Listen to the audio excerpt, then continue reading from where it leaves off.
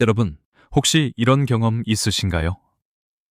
아무리 식사량을 줄여도 체중이 전혀 줄지 않고 오히려 더 늘어나는 경우 말입니다. 사실 문제는 음식의 양이 아니라 우리 몸이 에너지 부족에 반응하는 방식에 있습니다. 칼로리를 지나치게 줄이면 몸은 스스로를 보호하기 위해 생존 모드, 설을 켭니다. 그 순간부터 신진대사는 느려지고 지방은 저장하면서 근육을 먼저 태우기 시작합니다. 즉, 체중은 줄지 않고 오히려 몸의 균형이 무너지는 악순환이 시작되는 것이죠. 진짜 현명한 다이어트는 단순히 적게 먹는 것이 아니라 몸이 스스로 지방을 태울 수 있도록 돕는 올바른 식습관을 만드는 것입니다. 그렇다면 어떻게 해야 먹을수록 건강해지고 자연스럽게 살이 빠지는 상태가 될 수 있을까요? 이후 내용을 들으시면 아마 여러분의 다이어트에 대한 생각이 완전히 바뀔 겁니다. 하지만 여러분, 이와 비슷한 일이 영양제에서도 벌어지고 있습니다. 많은 분들이 이건 혈압에 좋아요, 이건 당뇨에 좋아요, 이건 관절에 좋아요라는 광고만 듣고 정작 부작용이나 권장량은 전혀 확인하지 않은 채 영양제를 복용하고 있죠. 특히 어르신들의 경우 정확한 정보를 얻기 어려워서 더 위험합니다. 무언가 좋다는 말을 들으면 깊이 생각하지 않고 바로 구입해서 먹는 경우가 많습니다. 솔직히 말해, 요즘 제약회사 중에는 사람의 건강보다 이익을 우선시하는 곳이 적지 않습니다. 그리고 우리는 좋다니까 괜찮겠지라는 안일한 생각으로 매일 아무렇지 않게 영양제를 삼키고 있습니다. 하지만 오늘 제가 분명히 말씀드리고 싶은 건 이겁니다. 영양제도 잘못 먹으면 독이 될 수 있다는 사실입니다. 심지어 단순한 부작용을 넘어서 생명을 위협할 정도로 위험할 수도 있습니다. 오늘은 여러분이 평소 자주 복용하는 5가지 영양제에 대해 이야기해 보겠습니다. 이 영양제들은 복용법을 잘못 지키면 건강을 해칠 수 있습니다. 이번 영상에서는 이미 많이 들으신 효능 이야기가 아니라 그동안 잘 몰랐던 부작용과 위험성에 집중해 말씀드리겠습니다. 영양제는 절대 만병통치약이 아닙니다. 한국의 국민건강영양조사 데이터를 보면 지난 10년 동안 흥미로운 변화가 있었습니다. 매일 권장되는 양의 채소와 과일을 충분히 섭취하는 사람은 전체 인구의 절반 정도에 불과하지만 영양제를 복용하는 사람의 수는 2배 이상 증가했습니다. 조금 이상하지 않나요? 우리는 점점 신선한 채소와 과일 같은 자연의 영양 공급원을 외면하고 작은 알약 몇 개에 의존하는 생활로 바뀌어가고 있습니다. 더 놀라운 사실은 과학적으로도 자연식품에서 얻는 영양소는 건강에 긍정적인 영향을 주지만 똑같은 성분을 영양제 형태로 섭취했을 때는 거의 효과가 없다는 것입니다. 그런데도 사람들은 여전히 영양제를 선택합니다. 이유는 단순합니다. 편하니까요. 씻고 자르고 준비해야 하는 음식 대신 그냥 알약 하나 삼키면 끝이니까요. 하지만 여러분, 꼭 알아야 할 것이 있습니다. 5가지 영양제는 과용할 경우 오히려 건강을 해칠 수 있습니다. 좋다고 믿고 매일 챙겨 먹다가는 병원 신세를 지게 될 수도 있습니다. 예, 비타민. 과다 복용이 영양제를 독으로 만든다. 요즘 많은 어르신들이 비타민을 꾸준히 복용합니다. 전문가들도 비타민은 필수 영양소라며 권장하죠. 실제로 비타민이 없으면 인간은 생명을 유지할 수 없습니다. 문제는 대부분의 사람들이 많이 먹으면 더 좋다고 착각하고 있다는 것입니다. 1747년 영국 해군의 선원들이 장기간 항해 중 잇몸에서 피가 나고 치아가 빠지고 결국 사망에 이르는 병, 궤혈병 스커비에 걸렸습니다. 해군 의사 제임스 린드는 이 문제를 해결하기 위해 실험을 진행했습니다. 한 그룹에는 사과 식초, 다른 그룹에는 바닷물, 그리고 마지막 그룹에는 레몬과 오렌지를 주었습니다. 결과는 놀라웠습니다. 레몬과 오렌지를 섭취한 그룹만 완전히 회복된 것입니다. 그 이유는 바로 그 속에 비타민C가 풍부했기 때문입니다. 이 연구를 바탕으로 하루 비타민C 권장 섭취량은 60mg으로 정해졌습니다. 이는 궤혈병에 걸리지 않기 위한 최소한의 양이었습니다. 흥미로운 사실 하나 말씀드릴게요. 대부분의 포유류, 예를 들어 개, 고양이, 소, 염소 같은 동물들은 간에서 포도당을 이용해 스스로 비타민C를 합성할 수 있습니다. 하지만 인간과 원숭이는 진화 과정에서 이 효소를 잃어버렸기 때문에 반드시 음식으로 섭취해야만 하죠. 이 점 때문에 일부 사람들은 우리도 동물처럼 고용량으로 섭취해야 한다고 주장하면서 권장량의 100배에서 200배까지 섭취하는 초고용량 요법, 메가돛을 따르기 시작했습니다. 특히 노년층 중에는 비타민은 좋은 거니까 많이 먹어도 괜찮다는 생각으로 복용하는 분들이 많습니다. 하지만 비타민을 과다 섭취했을 때 나타나는 부작용은 생각보다 훨씬 심각합니다.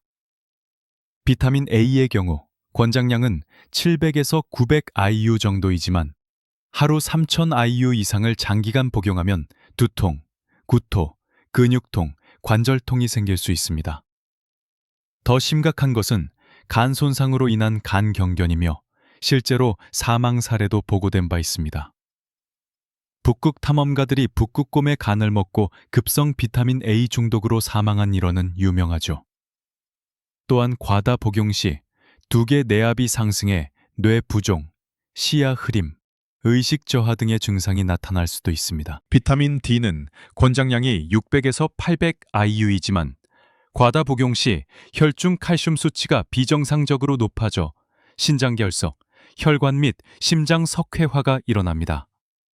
이로 인해 심근경색이나 뇌졸중 위험이 급격히 높아지며 실제로 비타민 D를 고용량으로 장기간 복용하다 급성 심부전과 고칼슘 혈증으로 응급실에 실려간 사례도 보고된 바 있습니다. 비타민 C는 그나마 비교적 안전한 편이지만 권장량 남성 90mg, 여성 75mg, 어땀 훨씬 넘는 하루 2000mg 이상을 복용하면 신장결석 위험이 거의 2배 가까이 증가합니다. 또 소화불량이나 설사를 유발하기도 하며 신장이 약한 사람에게는 옥살산이 축적되어 심부전을 악화시킬 수 있습니다.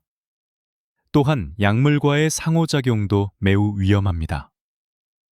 예를 들어 혈액을 묽게 하는 약, 와파린 등을 복용 중인 분이 비타민 E를 고용량으로 함께 섭취하면 코피가 멎지 않거나 작은 상처에서도 출혈이 오래 지속될 수 있습니다. 심할 경우 뇌출혈 위험도 커집니다. 반대로 비타민 K를 함께 복용하면 약의 효과가 사라져 혈액이 응고되어 다시 뇌졸중이나 혈전이 생길 수도 있습니다. 또한 항암 치료를 받고 있는 환자에게 고용량 비타민 C를 투여하면 일부 연구에서는 항암제의 효과를 떨어뜨릴 수 있다는 결과도 보고되었습니다. 결론적으로 비타민은 우리 몸에 꼭 필요한 영양소이지만 과하면 독이 될 수 있습니다. 비타민도 결국 약이라는 사실을 잊지 말아야 합니다. 특히 여러 가지 약을 동시에 복용하는 노년층이라면 반드시 의사와 상의한 뒤 복용량을 조절해야 합니다. 만약 고용량 복용을 고려하고 있다면 꼭 전문가의 조언을 들으시기 바랍니다. 녹차 추출물, 그린티 익스트랙트. 많은 분들이 녹차가 해롭다고 하고 놀라실 겁니다. 왜냐하면 녹차는 오랫동안 건강에 좋은 황금 음료로 알려져 왔기 때문이죠. 물론 하루에 녹차 1에서 2잔 정도 마시는 것은 몸에 매우 좋습니다. 하지만 문제는 농축된 추출물 형태, 즉 알약이나 분말 형태의 녹차 추출물에 있습니다. 이 제품들에는 활성 성분의 농도가 지나치게 높아 간 손상이나 기타 위험한 부작용을 일으킬 수 있습니다. 간 독성 위험. 녹차의 주요 성분은 카테킨, 특히 EGCG, 에피갈로카테친 갈레티입니다. 카테킨은 강력한 항산화 작용을 하고 혈압과 콜레스테롤을 낮추며 체중 감량에도 도움을 줍니다. 하지만 고농축 형태로 섭취하면 EGC-GGC는 오히려 간의 독성을 일으키는 유해물질로 변할 수 있습니다. 미국 국립보건원 NIH는 녹차 추출물을 간독성 위험 A 등급으로 분류했습니다. 즉, 사람에게 간 손상을 유발한다는 충분한 근거가 있는 성분이라는 뜻입니다. 실제로 전 세계적으로 녹차 추출물 복용 후 간 손상으로 입원한 사례가 여러 건 보고되었으며 일부는 간 이식이 필요할 정도로 심각했습니다. 이러한 부작용은 보통 섭취 후 몇 주에서 3개월 사이에 갑자기 나타나며 피부나 눈이 노래지고 극심한 피로, 구토, 콜라색 소변 등의 증상이 동반됩니다. 특히 공복에 녹차 추출물을 복용하는 것은 매우 위험합니다.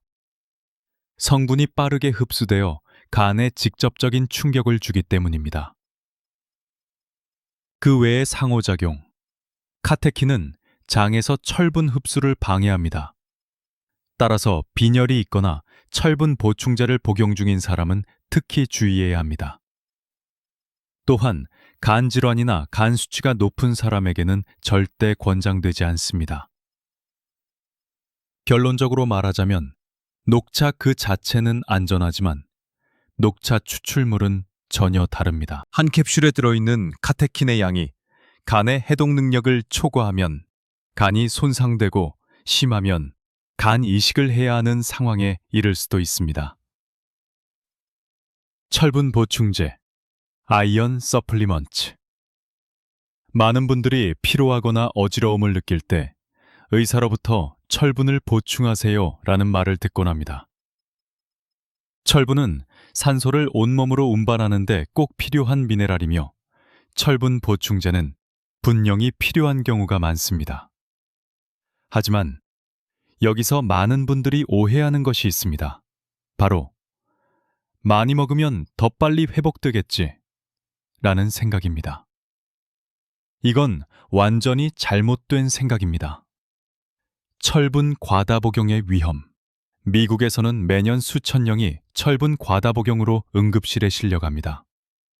특히 철분은 한때 어린이 약물 중독 사망 원인 1위였을 정도로 위험하기 때문에 반드시 아이들의 손이 닿지 않는 곳에 보관해야 합니다.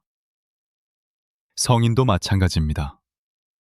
스스로 복용량을 늘리거나 철분이 들어있는 여러 보충제를 동시에 복용할 경우 과다 복용 위험이 매우 높습니다.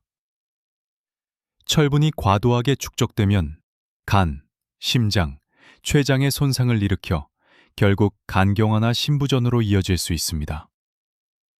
이러한 상태를 철분 과부하, 철분 축적증이라고 하며 유전적인 원인 혈색소증뿐만 아니라 장기간 철분 복용 수혈관 질환으로도 발생할 수 있습니다. 약물 상호작용.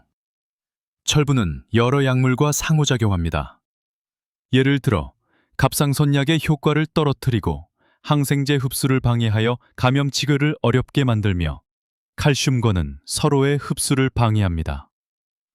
따라서 철분제는 다른 약이나 영양제와 최소 2시간 이상 간격을 두고 복용해야 합니다.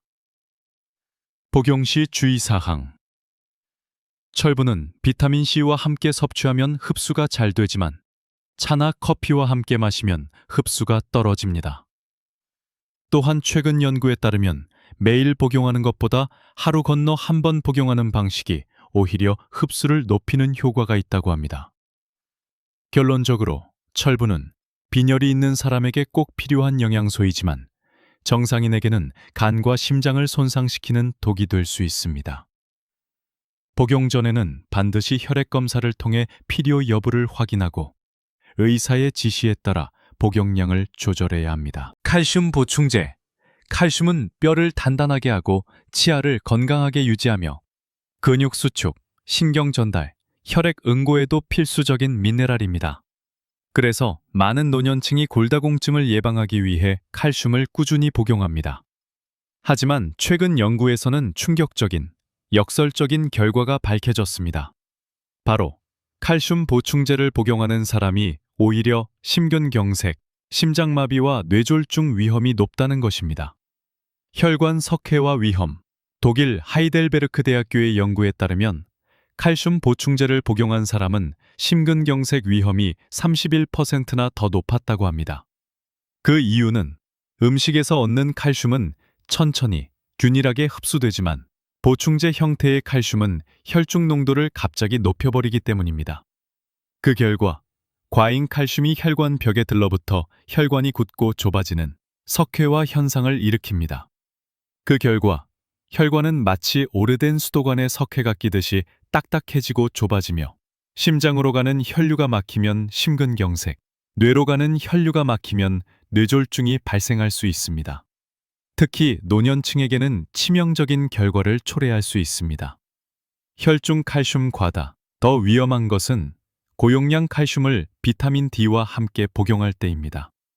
혈중 칼슘 농도가 비정상적으로 높아지면 피로, 구강 건조, 심박수 증가, 소화불량, 실신 등의 증상이 나타나며 신장에 과부하가 걸려 요로결석이나 심부전으로 이어질 수 있습니다. 적정 복용량 및 주의사항. 하루 최대 권장량. 음식 포함 약 1000mg. 대부분 사람들은 이미 식사를 통해 약 500mg 정도 섭취하고 있습니다. 밥, 우유, 멸치 등. 상호작용. 칼슘은 갑상선약, 항생제, 철분제의 흡수를 방해하므로 다른 약과 최소 2에서 4시간 간격을 두고 복용해야 합니다. 흡수율.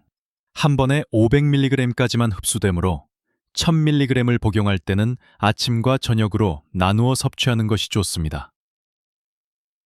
결론. 칼슘은 분명 필요한 영양소이지만 보충제 형태로 과다 복용하면 오히려 심장과 혈관, 신장을 위협할 수 있습니다. 음식에서 천천히 흡수하는 것이 가장 안전하며 필요시 반드시 의사와 상담 후 복용량을 조절해야 합니다. 가장 좋은 방법. 음식으로 칼슘을 보충하기. 멸치, 치즈, 두부, 녹색 채소처럼 칼슘이 풍부한 음식을 통해 섭취하는 것이 가장 좋습니다.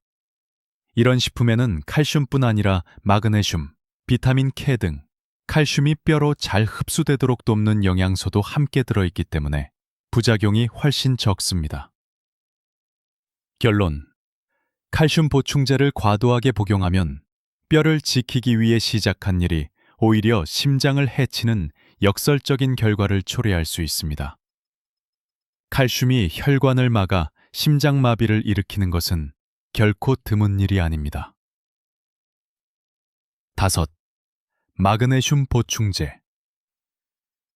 마그네슘은 근육 경련을 줄이고 수면의 질을 개선하며 신경을 안정시키고 혈압을 조절하는 데 도움을 줍니다.